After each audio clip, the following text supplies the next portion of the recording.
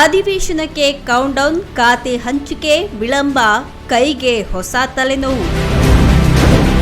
ಅಧಿಕಾರ ಕಿತ್ತಾಟದಲ್ಲಿ ಕೈ ನಾಯಕರು, ಜನರ ಸಮಸ್ಯೆ ಪರಿಹಾರ ಕೊಡೋರ್ಯಾರು? ಜನರು, ವಿಪಕ್ಷಗಳು, ಸ್ವಪಕ್ಷದ ನಾಯಕರು, ಅಧಿವೇಶನ ಸಿಎಂಗೆ ದೊಡ್ಡ ಸವಾಲ್.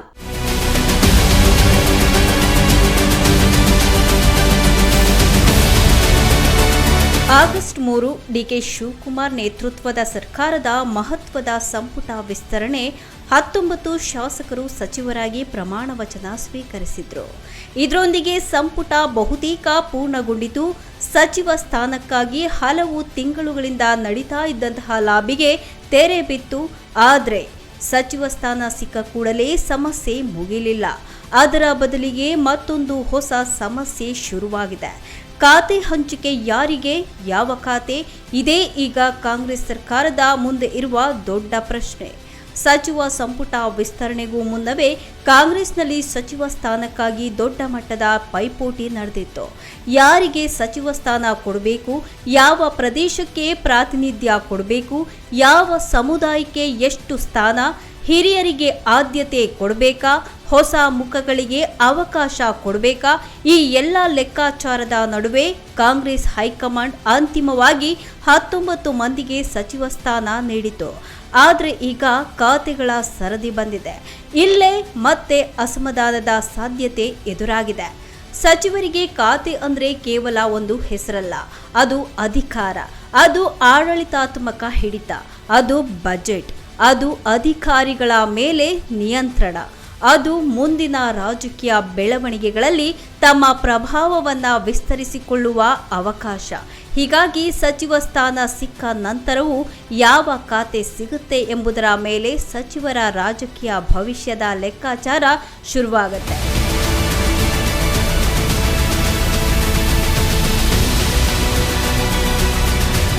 ಮೂಲಗಳ ಪ್ರಕಾರ ಪ್ರಮುಖ ಹಾಗೂ ಹೆಚ್ಚಿನ ಬಜೆಟ್ ಹೊಂದಿರುವ ಇಲಾಖೆಗಳಿಗಾಗಿ ಸಚಿವರ ನಡುವೆ ಪೈಪೋಟಿ ನಡೀತಾ ಇದೆ. ಮೊದಲ ಹಂತದ ಅಸಮಾಧಾನವನ್ನ ಎಐಸಿಸಿ ಪ್ರಧಾನ ಕಾರ್ಯದರ್ಶಿ ರಣದೀಪ್ ಸಿಂಗ್ ಸುರ್ಜೇವಾಲಾ ಹಾಗೂ ಕೆಪಿಸಿಸಿ ಅಧ್ಯಕ್ಷ ಬಿಕೆ ಹರಿಪ್ರಸಾದ್ ಸೇರಿದಂತೆ ಕಾಂಗ್ರೆಸ್ ನಾಯಕರು ನಿಭಾಯಿಸುವಂತಹ ಪ್ರಯತ್ನ ಮಾಡಿದ್ದಾರೆ. ಸಚಿವ ಸ್ಥಾನ ಸಿಗದ ಶಾಸಕರ ಅಸಮಾಧಾನ, ಪ್ರದೇಶವಾರು ಅಸಮಾಧಾನ, ಹಿರಿಯ ನಾಯಕರ ಅಸಮಾಧಾನ ಇವೆಲ್ಲವನ್ನ ಮನವೊಲಿಸುವ ಪ್ರಯತ್ನ ನಡೆದಿದೆ. ಆದರೆ ಈಗ ಎರಡನೇ ಹಂತದ ಸವಾಲು ಎದುರಾಗಿದೆ. ಸಚಿವರಾದವರನ್ನೇ ಹೇಗೆ ಸಮಾಧಾನ ಪಡಿಸಬೇಕು? ಈಗಾಗಲೇ ಪ್ರಮುಖ ಖಾತೆಗಳನ್ನು ಹಿರಿಯ ಸಚಿವರಿಗೆ ಹಂಚಿಕೆ ಮಾಡಲಾಗಿದೆ ಎಂಬ ಚರ್ಚೆ ಕಾಂಗ್ರೆಸ್ ವಲಯದಲ್ಲಿದೆ.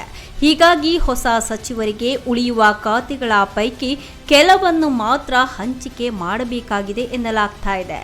ಆದರೆ ಇಲ್ಲೇ ಸಮಸ್ಯೆ ಇರೋದು, ಕೆಲವು ಸಚಿವರು ಖಾತೆಯನ್ನ ಬಜೆಟ್ ಗಾತ್ರದ ಆಧಾರದ ಮೇಲೆ ನೋಡಿದ್ರೆ ನಿರಾಶೆಗೊಳ್ಳಬಹುದು ಎಂಬ ಆತಂಕ ಕಾಂಗ್ರೆಸ್ ನಾಯಕರಲ್ಲಿದೆ. ಯಾಕಂದ್ರೆ ಪ್ರಬಲ ಖಾತೆ ಸಿಕ್ಕಿಲ್ಲ ಅಂದ್ರೆ ಸಚಿವ ಸ್ಥಾನ ಸಿಕ್ಕರೂ ರಾಜಕೀಯವಾಗಿ ಅಸಮಾಧಾನ ಉಳಿಬಹುದು. ಇದರ ನಡುವೆ ಅತ್ಯಂತ ದೊಡ್ಡ ತಲೆನೋವು ವಿಧಾನಮಂಡಲ ಅಧಿವೇಶನ.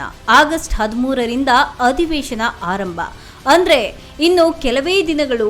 ಆದರೆ ಖಾತೆ ಹಂಚಿಕೆ ಅಂತಿಮವಾಗಿಲ್ಲ. ಇದು ಕೇವಲ ಪಕ್ಷದ ಆಂತರಿಕ ಸಮಸ್ಯೆಯಲ್ಲ, ಇದು ನೇರವಾಗಿ ವಿಧಾನಸಭೆಯ ಕಲಾಪದ ಮೇಲೂ ಸಹ ಪರಿಣಾಮ ಬೀರುವ ಸಾಧ್ಯತೆ ಇದೆ.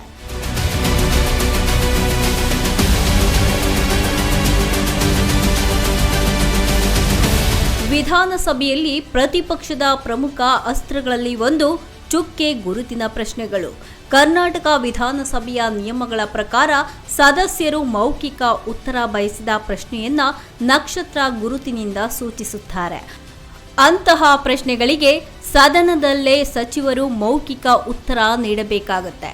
ಒಂದು ದಿನಕ್ಕೆ ಗರಿಷ್ಠ 15 ಚುಕ್ಕೆ ಗುರುತಿನ ಪ್ರಶ್ನೆಗಳನ್ನು ಪಟ್ಟಿಗೆ ಸೇರಿಸಬಹುದಾಗಿದೆ. ಅಂದ್ರೆ ಪ್ರತಿಪಕ್ಷದ ಸದಸ್ಯರು ಪ್ರಶ್ನೆ ಕೇಳ್ತಾರೆ, ಸಂಬಂಧಪಟ್ಟಂತಹ ಸಚಿವರು ಉತ್ತರ ಕೊಡಬೇಕು. ಅದಾದ ಬಳಿಕ ಪೂರಕ ಪ್ರಶ್ನೆಗಳನ್ನು ಎದುರಿಸಬೇಕಾಗಬಹುದು. ಇದು ಸರ್ಕಾರದ ಆಡಳಿತದ ಮೇಲಿನ ನೇರ ಪರೀಕ್ಷೆ. ಹಾಗಾದ್ರೆ ಇನ್ನು ಖಾತೆಯೇ ಗೊತ್ತಿಲ್ಲದ ಸಚಿವರು ಹೇಗೆ ಸಿದ್ಧರಾಗ್ತಾರೆ? ಯಾವ ಇಲಾಖೆಯಲ್ಲಿ ಎಷ್ಟು ಬಜೆಟ್? ಹಿಂದಿನ ಸರ್ಕಾರದ ನಿರ್ಧಾರಗಳೇನು? ಪ್ರಸ್ತುತ ಸರ್ಕಾರದ ನೀತಿ ಏನು? ಯಾವ ಯೋಜನೆ ಪ್ರಗತಿಯಲ್ಲಿದೆ, ಯಾವ ಯೋಜನೆಗೆ ಎಷ್ಟು ಹಣ ಬಿಡುಗಡೆಯಾಗಿದೆ, ಎಷ್ಟು ಕಾಮಗಾರಿ ಪೂರ್ಣಗೊಂಡಿದೆ, ಇಂತಹ ಪ್ರಶ್ನೆಗಳಿಗೆ ಉತ್ತರ ನೀಡಲು ಅಧಿಕಾರಿಗಳಿಂದ ಬ್ರೀಫಿಂಗ್ ಬೇಕು.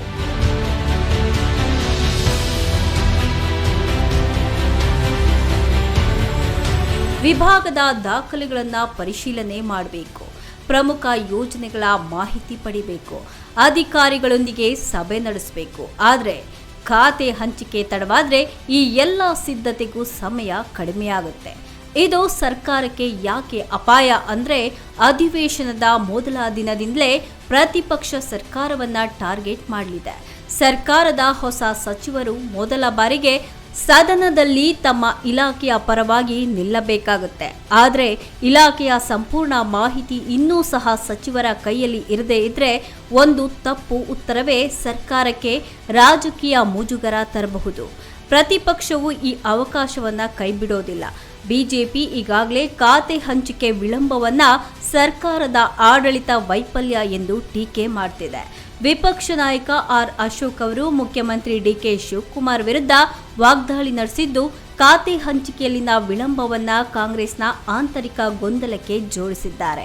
ಹೀಗಾಗಿ ಅಧಿವೇಶನ ಆರಂಭವಾದರೆ ಖಾತೆ ಹಂಚಿಕೆ ವಿಚಾರವು ಪ್ರತಿಪಕ್ಷದ ಪ್ರಮುಖ ರಾಜಕೀಯ ಅಸ್ತ್ರವಾಗಬಹುದು.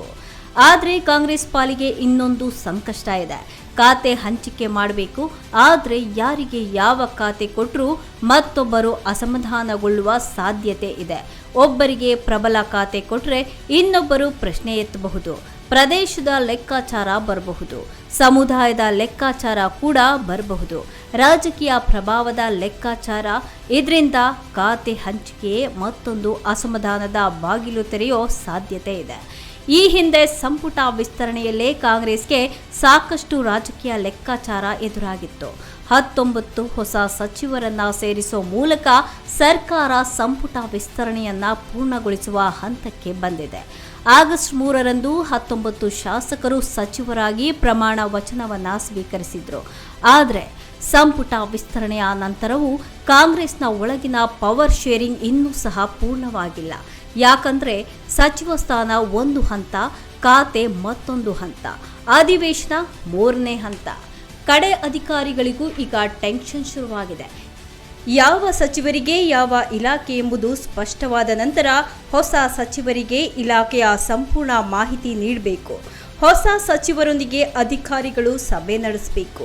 ಬಾಕಿ ಇರುವ ಕಡತಗಳು, ಪ್ರಮುಖ ಯೋಜನೆಗಳು, ಬಜೆಟ್ ಹಂಚಿಕೆ, ಕೋರ್ಟ್ ಪ್ರಕರಣಗಳು, ಕೇಂದ್ರ ಸರ್ಕಾರದ ಯೋಜನೆಗಳು, ಜಿಲ್ಲಾವಾರು ಸಮಸ್ಯೆಗಳು, ಇವೆಲ್ಲದರ ಬಗ್ಗೆ ಸಚಿವರಿಗೆ ಮಾಹಿತಿ ನೀಡಬೇಕು. ಅಧಿವೇಶನಕ್ಕೆ ಇನ್ನು ಕೆಲವೇ ದಿನಗಳಿರುವುದರಿಂದ ಈ ಸಂಪೂರ್ಣ ಪ್ರಕ್ರಿಯೆ ಈಗ ರೇಸ್ ಎಗೇನೆಸ್ಟ್ ಟೈಮ್ ಆಗಿದೆ.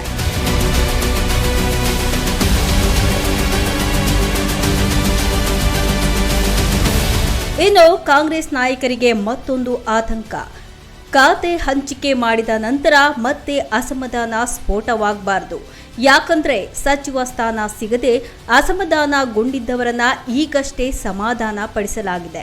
ಇದೀಗ ಸಚಿವರಾದ್ರೆ ಖಾತೆ ವಿಚಾರದಲ್ಲಿ ಅಸಮಾಧಾನಗೊಂಡ್ರೆ ಒಂದೇ ಪಕ್ಷದಲ್ಲಿ 2 ಸುತ್ತಿನ ಅಸಮಾಧಾನ ಎದುರಿಸುವ ಪರಿಸ್ಥಿತಿ. ಇದು ಅಧಿವೇಶನಕ್ಕೂ ಮುನ್ನ ಕಾಂಗ್ರೆಸ್ಗೆ ರಾಜಕೀಯವಾಗಿ ದುಬಾರಿಯಾಗಬಹುದು. ಅದರಲ್ಲೂ ವಿಧಾನಸಭೆಯ ಅಧಿವೇಶನ ಅಂದರೆ ಸರ್ಕಾರದ ಆಡಳಿತದ ರಿಪೋರ್ಟ್ ಕಾರ್ಡ್. ಪ್ರತಿಪಕ್ಷದ ಪ್ರಶ್ನೆಗಳಿಗೆ ಉತ್ತರಿಸಬೇಕಾಗುತ್ತೆ. ಹಿಂದಿನ ಭರವಸೆಗಳನ್ನು ನೆನಪಿಸಿಕೊಳ್ಳಬೇಕು. ಬಜೆಟ್ ಘೋಷಣೆಗಳ ಪ್ರಗತಿ ಹೇಳಬೇಕು. ಅಭಿವೃದ್ಧಿ ಕಾಮಗಾರಿಗಳ ಬಗ್ಗೆ ಮಾಹಿತಿ ಕೊಡಬೇಕು. ಕಾನೂನು ಸುವ್ಯವಸ್ಥೆಯಿಂದ ಹಿಡಿದು ನೀರು, ಕೃಷಿ, ಶಿಕ್ಷಣ, ಉದ್ಯೋಗ, ಆರೋಗ್ಯ, ಬೆಲೆ ಏರಿಕೆ, ಮೂಲ ಸೌಕರ್ಯ ಎಲ್ಲ ವಿಷಯಗಳು ಸದನದಲ್ಲಿ ಚರ್ಚೆಗೆ ಬರಬಹುದು. ಈ ಸಂದರ್ಭದಲ್ಲಿ ಹೊಸ ಸಚಿವರು ತಮ್ಮ ಇಲಾಖೆ ಬಗ್ಗೆ ಸಂಪೂರ್ಣವಾಗಿ ಸಿದ್ಧರಾಗಿರಬೇಕು. ಹೀಗಾಗಿ ಖಾತೆ ಹಂಚಿಕೆ ವಿಳಂಬವನ್ನ ಕೇವಲ ಸಚಿವರಿಗೆ ಇಷ್ಟದ ಖಾತೆ ಸಿಗುತ್ತಾ ಇಲ್ಲವಾ ಎಂಬ ರಾಜಕೀಯ ಪ್ರಶ್ನೆಯಾಗಿ ನೋಡೋದಕ್ಕೆ ಸಾಧ್ಯವಿಲ್ಲ. ಇದು ಸರ್ಕಾರದ ಲೆಜಿಸ್ಲೇಟಿವ್ ಪ್ರಿಪೇರ್ಡ್ನೆಸ್ಗೂ ಸಂಬಂಧಿಸಿದ ವಿಚಾರ. ಅಧಿವೇಶನದ ವೇಳಾಪಟ್ಟಿ ಈಗಾಗಲೇ ನಿಗದಿಯಾಗಿದೆ. ಆಗಸ್ಟ್ 13ರಿಂದ 27ರವರೆಗೆ ನಡೆಯಲಿದೆ. ಅಂದರೆ ಅಧಿವೇಶನವನ್ನ ಮುಂದೂಡಿ ಸಚಿವರಿಗೆ ಸಮಯ ಕೊಡೋದಕ್ಕೆ ಸಾಧ್ಯವಿಲ್ಲ. ಅಧಿವೇಶನದ ದಿನಾಂಕ ನಿಗದಿಯಾದ ಮೇಲೆ ಸರ್ಕಾರವೇ ತನ್ನನ್ನು ತಾನು ಡೆಡ್ಲೈನ್ ಒಳಗೆ ಸಿದ್ಧಪಡಿಸಿಕೊಳ್ಳಬೇಕು.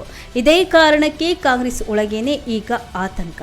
ಒಂದೆಡೆ ಸಚಿವರ ಖಾತೆ, ಮತ್ತೊಂದೆಡೆ ಅಧಿವೇಶನ, ಮತ್ತೊಂದೆಡೆ ಪಕ್ಷದೊಳಗಿನ ಅಸಮಾಧಾನ, ಇನ್ನೊಂದೆಡೆ ಪ್ರತಿಪಕ್ಷದ ದಾಳಿ. ಈ ನಾಲ್ಕನ್ನ ಒಂದೇ ಸಮಯದಲ್ಲಿ ನಿಭಾಯಿಸುವ ಜವಾಬ್ದಾರಿ ಮುಖ್ಯಮಂತ್ರಿ ಡಿಕೆ ಶಿವಕುಮಾರ್ ಅವರ ಮೇಲಿರುತ್ತೆ. ಹಾಗಾದ್ರೆ ಖಾತೆ ಹಂಚಿಕೆ ಯಾಕೆ ಇಷ್ಟು ತಡವಾಗ್ತಾ ಇದೆ? ಇದು ಈಗ ಕಾಂಗ್ರೆಸ್ ಸರ್ಕಾರದ ಮುಂದೆ ಇರುವ ಪ್ರಮುಖ ಪ್ರಶ್ನೆ. ಪ್ರಮುಖ ಖಾತೆಗಳಿಗೆ ಸಚಿವರ ಪೈಪೋಟಿ ಇದೆಯಾ? ಹೈಕಮಾಂಡ್ ಮಟ್ಟದಲ್ಲಿ ಅಂತಿಮ ಒಪ್ಪಿಗೆ ಬಾಕಿ ಇದೆಯಾ? ಪ್ರದೇಶ ಸಮುದಾಯ ಹಿರಿಯತ್ವದ ಲೆಕ್ಕಾಚಾರವೇ ಸಮಸ್ಯೆಯಾಗ್ತಾ ಇದೆಯಾ? ಅಥವಾ ಸಚಿವ ಸ್ಥಾನ ಸಿಕ್ಕ ನಂತರವೂ ಅಸಮಾಧಾನ ಸ್ಫೋಟಿಸಬಹುದು ಎಂಬ ಆತಂಕವೇ ವಿಳಂಬಕ್ಕೆ ಕಾರಣವಾಗ್ತಾ ಇದೆಯಾ? ಈ ಪ್ರಶ್ನೆಗಳಿಗೆ ಕಾಂಗ್ರೆಸ್ ನಾಯಕರಿಂದ ಸ್ಪಷ್ಟ ಉತ್ತರ ಇನ್ನೂ ಸಹ ಹೊರಬಂದಿಲ್ಲ. ಆದರೆ ಒಂದು ವಿಷಯ ಮಾತ್ರ ಸ್ಪಷ್ಟ: ಅಧಿವೇಶನಕ್ಕೆ ಇನ್ನು 5 ದಿನ. ಸರ್ಕಾರದ ಮುಂದೆ ಸಮಯ ಕಡಿಮೆ ಇದೆ. ಸಚಿವರ ಮುಂದೆ ಸಿದ್ಧತೆ ದೊಡ್ಡದಾಗಿದೆ. ಪ್ರತಿಪಕ್ಷದ ಮುಂದೆ ಪ್ರಶ್ನೆಗಳ ದೊಡ್ಡ ಪಟ್ಟಿಯೇ ಇದೆ. ಮತ್ತು ಕಾಂಗ್ರೆಸ್ ಮುಂದೆ ಖಾತೆ ಹಂಚಿಕೆಯ ಮೂಲಕ ಮತ್ತೊಂದು ಅಸಮಾಧಾನ ಹುಟ್ಟಿಸಬಾರದು ಎಂಬ ದೊಡ್ಡ ಸವಾಲೇ ಇದೆ.